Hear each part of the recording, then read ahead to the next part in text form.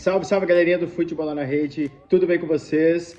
Boa sexta-feira para vocês. Vamos falar do Estevão, tá? Aqui que tá furando a fila no Chelsea, né? Na minha opinião, tá jogando talvez mais do que se pudesse imaginar nesse início de trajetória, início de carreira dele lá no clube inglês.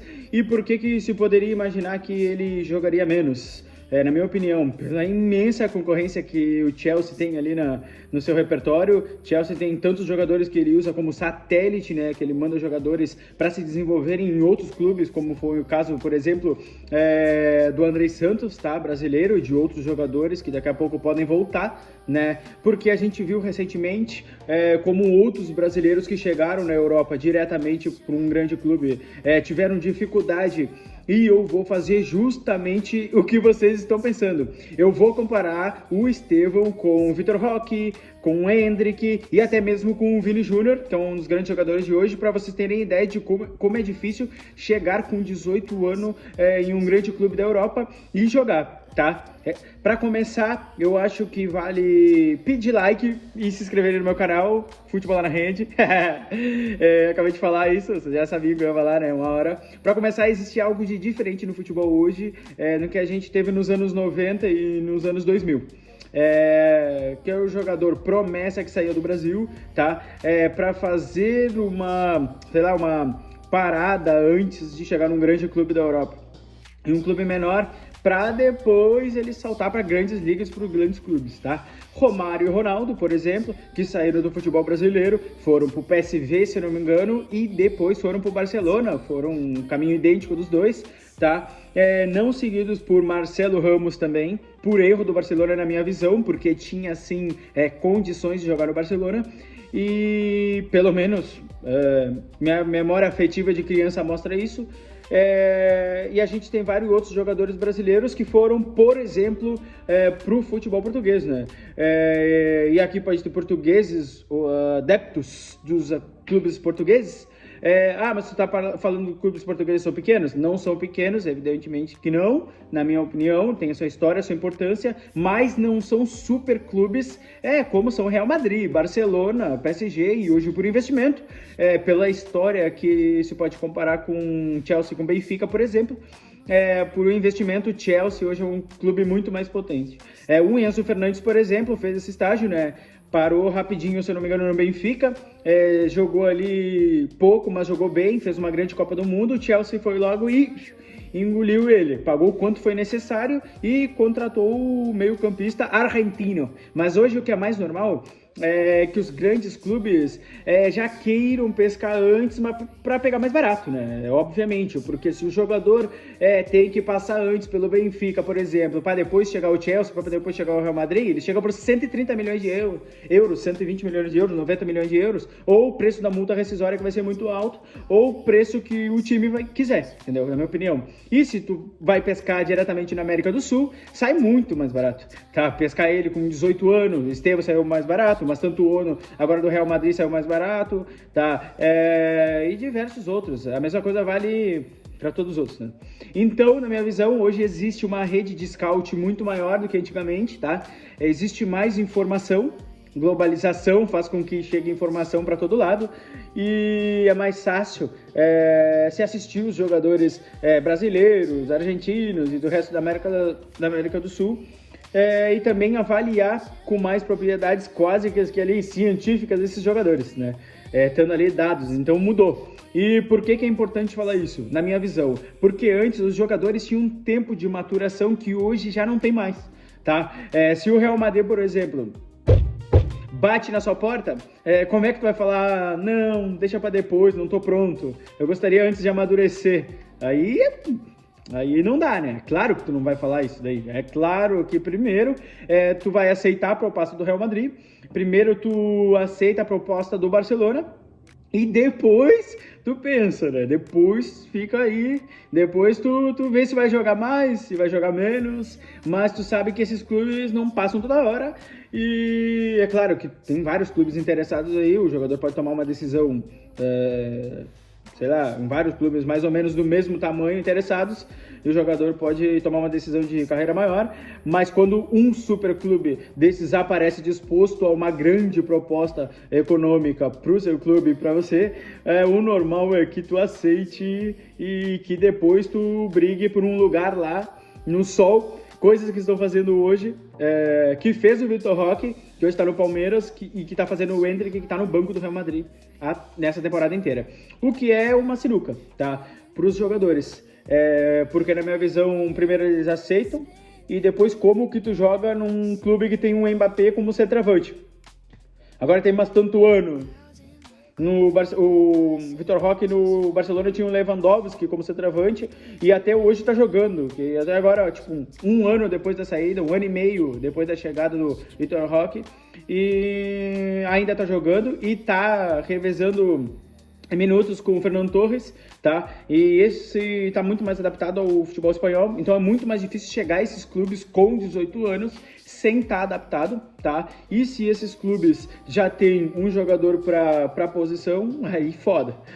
O Endrick ainda deu um azar, que já era conhecido, tá? Que chegaria no Real Madrid o mesmo ano o Kylian Mbappé, né? Até acho que quando o Endrick é contratado, o Real Madrid ainda não está fechado com o Mbappé, mas todo mundo já imaginava que ele ia ir, tá? Que ele, uma hora ou outra o Mbappé ia acabar indo pro Real Madrid. Então ele pagou primeiro para ver e depois aconteceu, tá?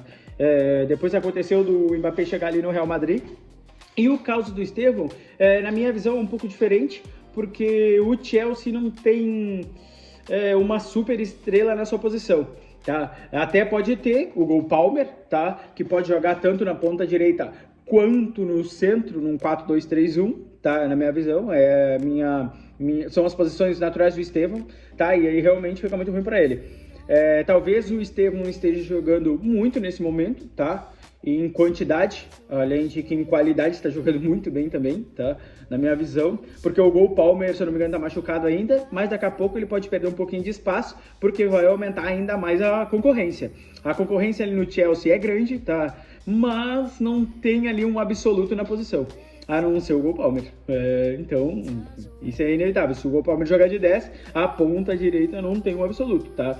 Pedro Neto, sei lá, o Estevão, o outro jogador que vai brigar por ali, que pode ocupar esse lugar. Se o Cole Palmer for ponta, então na posição de 10 pode ter, sei lá, pode ter o Estevão, pode ter o Enzo, pode jogar por ali também, e pode ter outros jogadores, aí tu aumenta a concorrência porque um é absoluto, tá? Enzo e o Cole Palmer são absolutos, entendeu? Se o Maresca quiser jogar com o Enzo de 10 e Cole Palmer na direita, aí o Estevão deve ter menos minutos, com certeza, ou então ele vai ter que jogar lá na esquerda, coisa que ele fez muito, tá? Então a opção pelo Chelsea nesse sentido é boa, porque tem muitos jogadores jovens, muitos jogadores brigando ali por posições assim como ele, e ele se aproveita disso para mostrar seu futebol e jogar mais. E Estevão ali, que era muito pretendido, muito pretendido, na minha opinião, do Barcelona, tá? O Barcelona monitorava ele desde quando ele é um Messinho no Cruzeiro, se eu não me engano, tá? Já ouvi esses boatos do Barcelona monitorando eles. Palmeiras a mesma coisa. Acontece que no Barcelona apareceu um outro Messinho, tá? O Lamine Yamal, que incontestável. Então o Barcelona já falou que aqui já temos, tá? Não precisamos gastar 70 milhões de euros por outro, entendeu? Até poderia jogar um de 10 e outro de ponta, mas poderia se fazer isso, mas acho que a posição natural dos dois é a mesma, tá? É a característica muito parecida aí na ponta direita, então o Barcelona não poderia se dar o luxo, tá? Desse investimento, e a sorte, trabalho, etc. Mas o destino tocou que o Barcelona tivesse ao mesmo tempo um jogador da mesma idade, praticamente, assim, ó, dias de diferença de um pro outro, que jogava na mesma posição na base, tá? Como o Barcelona deu um call off, Barcelona desistiu do negócio, saiu. O Chelsea foi lá e levou o Estevão, pagou, gerou até um certo desconforto, acredito eu, ali no Barcelona, conforme saiu na mídia, né? Com o pessoal do Estevão, né? Quando Curi, que é muito próximo ali da diretoria, porque era uma coisa que se contava que ia acontecer e no final não aconteceu, né? Mas eu acredito que todo mundo saiu feliz, porque fecharam um bom negócio, o Barcelona ficou com o Lamine Yamal e o Chelsea ficou com o Estevão. E olha só em número, para vocês terem ideia, deixa eu ver aqui, o que o Estevão está fazendo em um mês e meio de temporada. No meio de agosto até início de outubro, quase que um mês, até o finalzinho agora de setembro. 341 minutos, é o 10º jogador do Chelsea com mais minutos até aqui. São 27 que já jogaram nessa temporada pelo Chelsea ali, entre os jogadores do repertório. O Estevão é o 10º com mais minutos, tá? São 9 jogos, 4 como titulares, 4 ou 5 como titulares. Ainda foi penalizado naquele jogo contra o Manchester United, que jogou 2 minutos ou 3 minutos, se não me engano. Não me lembro exatamente quando foi a minutagem, mas contra o Brighton também aconteceu isso. Em 5 minutos foi. Era o titular, um jogo contra o Manchester, pela expulsão do Robert Sanchez logo no início do jogo, que foi uma bobagem, tá? Ele já jogou mais que jogadores, mais ou menos a posição que ele, simplesmente porque são jogadores de ataque. Kibarion Gittens, Garnacho, Buonanotte e ainda jogadores de menos calibre, né? Como Tirak, George, Mark Gill e o Cole Palmer, que está machucado. Então, assim, o que eles de fato poderiam disputar posição, o Bayern Gittens, Garnacho e Buonanotte, ele jogou muito mais que esses três, jogou menos um pouquinho que Pedro Neto, um pouquinho menos que o João Pedro, óbvio, mas jogou mais do que esses outros três aqui e ainda mais do que o York George, que é um centroavante muito bom, e deixa eu ver, e o Cole Palmer porque tá lesionado. Os números dele pelo Chelsea, sempre pergunto aqui para vocês, nos outros vídeos, como vocês já viram, 8h40, vocês têm dado em casa? Porque eu vou mostrar agora, aqui ó, primeiro em dribles certos por jogo, 1 ponto, aqui é o 4º jogador do Chelsea que mais criou grandes chances, tá? É o 6º jogador do Chelsea com mais passes decisivos, sexto.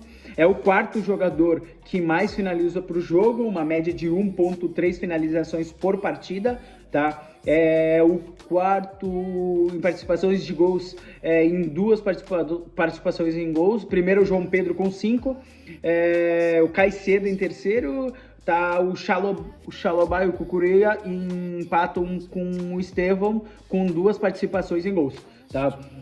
São números muito bons, especialmente aí os dribles, né? Obviamente que é uma característica dele, uma característica não brasileira. As sensações para mim são ainda melhores do que os números, porque tem o Estevão, tá? Ele tem ali, ele tem feito o gol da vitória contra o Liverpool aos 50 do segundo tempo. É demais, é uma loucura, tá? Acho que até para tirar um pouquinho da pressão das costas deles, poderia ter ali questionamento, porque já tinha não sei quantos jogos e só tinha dado uma assistência até então.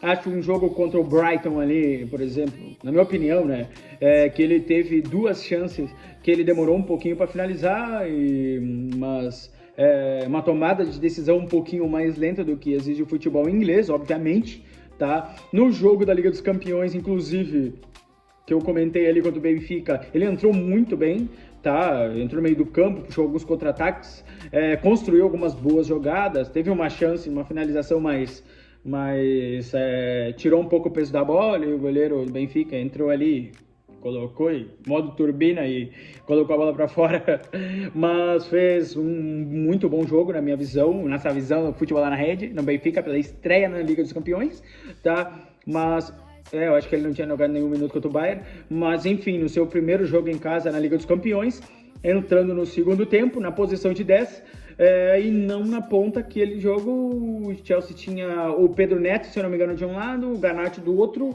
e entrou depois também o Bayern Kids no lugar do Garnacho, e o Estevão jogou no lugar do Buonanotte, que tinha começado aquele jogo naquele dia.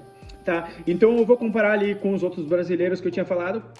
O Vitor Roque, tá, que hoje está bombando no Palmeiras em 6 meses de Barcelona. Ele chega aí em janeiro e até maio, metade da temporada do Barcelona, jogou 353 minutos em 6 meses. Estevão, em 1 mês e meio, jogou 341, tem só 12 minutos menos que toda a passagem do Vitor Roque lá no Barcelona. E o total foram 16 jogos, 2 titularidades, tá? Pro Vitor Roque, e tirando os jogadores que saíram em agosto, tá? Os caras que começaram a temporada com a janela fechada, no 31 de agosto, e eles saíram quando a janela estava ali para acabar, ele foi o segundo que menos jogou. Tá. Então, ele jogou mais do que o Abdé, do que o Eric Garcia, do que o Ansu Fati, todos eles saíram.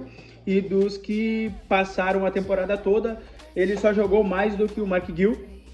Era um garoto naquela época e tal. O Barcelona meio que apostou alguma coisinha pelo Mark Gil. Era normal que o Vitor Roque ali ele jogasse menos que os outros, obviamente, é lógico, né? Que ele jogou no meio da temporada, mas ele jogou muito menos do que os outros, tá? Com essa comparação, não conseguiu ele desenvolver no clube, ali, tá? Como chegou no meio de temporada, uma temporada inteira é meio perversa, mas ele jogou muito meio que os outros, que a gente lembra, né? Quem me acompanha aqui nos vídeos antigos, que gosta do Barcelona, lembra que eu falei lá, em 6, 7 vídeos atrás, que tinha o Vitor Roque, que chegou no meio de temporada, que era difícil. O Hendrick, por exemplo, que chegou no início de temporada pelo Real Madrid, temporada passada, 24-25, 845 minutos. 846 minutos, mais do que jogou o Vitor Roque de minutagem, 37 jogos, 8 titularidades, sendo que duas foram jogadas já nas rodadas finais do campeonato, tá?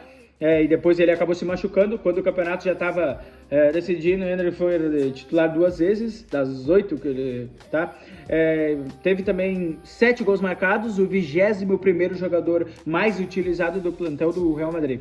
Então, se a gente for pegar ali o Gonçalo Garcia, que jogou ali Mundial, jogou uma coisinha ali do Copa do Rei, o Hendrick também só jogou mais do que o Alaba, tá?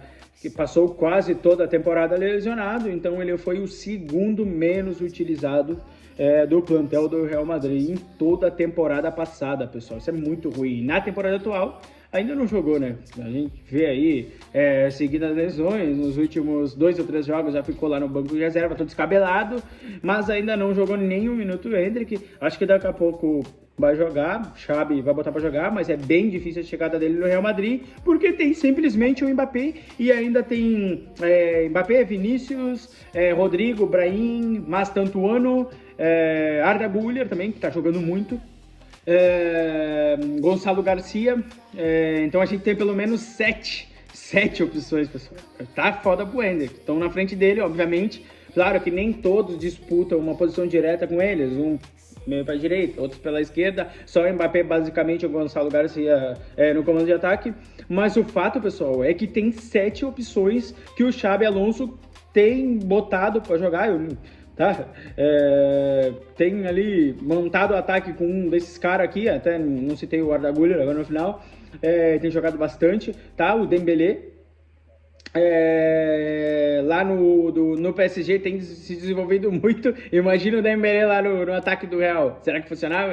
Então ali, voltando lá, no Real tem 7 opções ali que tem na frente do Hendrick, então um problemaço, não tá jogando, tá saindo no radar da seleção brasileira, que outros jogadores estão ali entrando no radar, o Caio Jorge, por exemplo, tá fazendo muitos gols no Brasil, tá fazendo muitos gols e foi convocado. O Richarlison foi convocado, o Igor Jesus agora foi chamado também, o cara que jogou bem ali também no Mundial. Pode jogar o João Pedro, pode jogar o Matheus Cunha também por ali. Numa dessas, o Vitor Roque tá fazendo gol sem parar no Brasil, ali no Palmeiras, passa à frente do Hendrick também, tá? Então, um jogador que foi titular do Brasil, que foi num jogo decisivo da Copa América pelo Brasil no ano passado, que jogou ali contra o Uruguai e depois teve um tanto de gente na frente, na fila da seleção brasileira, e olha, tá, que nenhum incontestável também, tá, na minha visão, tá, vários jogadores em testes incontestáveis, e o Hendrick tá perdendo